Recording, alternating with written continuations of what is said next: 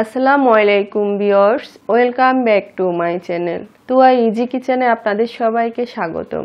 খুব সহজভাবে ঘরে কিভাবে টমেটোর পাউডার তৈরি করবেন সেটাই আজ আমি আপনাদেরকে দেখাবো। আশা করি আমার ভিডিওটা আপনাদের ভালো লাগবে এবং উপকারে আসবে। চলুন মূল ভিডিওতে যাই।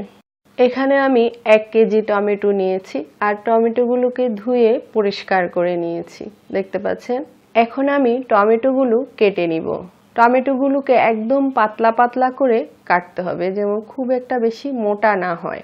তো দেখতে পাচ্ছেন আমি একদম পাতলা পাতলা করে টমেটোগুলো কেটে নিয়েছি। টমেটোর পাউডার বাজারে কিনতে পাওয়া যায়, অনেক দাম দিয়ে কিনতে হয়। আর এখন টমেটো অনেক সস্তা, অ্যাভেলেবেল আছে, 20 টাকা 30 টাকা করে টমেটো পাওয়া যাচ্ছে। তো বেশি করে কিনে আপনারা এভাবে টমেটোর পাউডার তৈরি করতে পারেন। চাইনিজ বিভিন্ন খাবারে টমেটোর পাউডারটা ইউজ হয়, চাইলে আমাদের দেশি খাবারেও টমেটোর পাউডার ইউজ করতে পারেন। যেমন মাছ রান্নায়, শুটকি রান্নায়, সবজি রান্নায় আপনি যখন টমেটো থাকবে না তখন 1 চামচ টমেটো পাউডার দিয়ে দিতে পারেন, টমেটোর স্বাদটা আপনি পাবেন। পুরো ভিডিওটা ফলো করে একবার তৈরি করে দেখবেন, আশা করি ভালো লাগবে। একদম দোকানের মতো পাউডার আপনি ঘরেই তৈরি করতে পারবেন। তো আমার ভিডিওটা যদি ভালো লাগে, আপনাদের উপকারে আসে, লাইক কমেন্ট শেয়ার করবেন, আমার চ্যানেলটি সাবস্ক্রাইব করবেন, আমার পাশে থাকবেন, অনুরোধ রইল সবার কাছে। তো আমি সবগুলো টমেটো এভাবে কেটে নিয়েছি, দেখতে পাচ্ছেন। এখন আমি একটা বড় থালা নিয়েছি আর থালাতে একটা বড় পলিথিন বিছিয়ে দিলাম। আর এখন টমেটোগুলো আমি একদম পাতলা করে এভাবে ছড়িয়ে দিব। আপনাদের প্রশ্ন থাকতে পারে আমি পলিথিন কেন দিয়েছি। আসলে টমেটোটা যখন শুকিয়ে যাবে তখন শুধু থালাতে দিলে এটা আটকে যেতে পারে, উঠাতে তখন কষ্ট হয়, যেহেতু টমেটোটা অনেক পাতলা। তো সেজন্য যদি আপনি এভাবে পলিথিন দিয়ে দেন তাহলে আর আটকাবে না, পলিথিন থেকে সহজে উঠাতে পারবেন। চেষ্টা করবেন ভালো করে কড়া রোদে দিতে।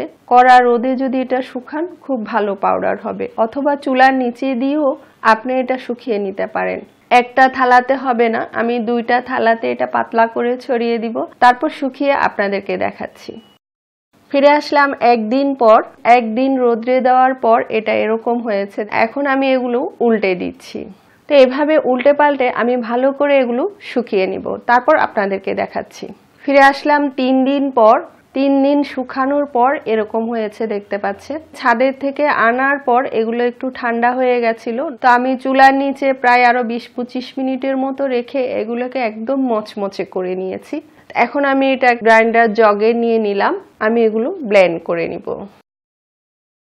তো দেখতে পাচ্ছেন আমি এগুলো ব্লেন্ড করে নিয়েছি, কি সুন্দর পাউডার হয়েছে, দেখতে পাচ্ছেন। কালারটাও খুব সুন্দর এসছে, দেখে হয়তো বুঝতে পারছেন। আমি কিন্তু চালিয়ে নিয়ে এটা, আপনারা চাইলে একটু চেলে নিতে পারেন। তো এভাবে আপনারা বেশি করে টমেটোর পাউডার করে সারা বছর সংরক্ষণ করতে পারেন। তো আশা করি আমার ভিডিওটা আপনাদের ভালো লেগেছে। এতক্ষণ আমার ভিডিওটা দেখার জন্য আপনাদের সবাইকে অনেক অনেক ধন্যবাদ। আবার অন্য কোনো ভিডিও নিয়ে আপনাদের সামনে হাজির হব। সবাই ভালো থাকবেন। আল্লাহ হাফেজ।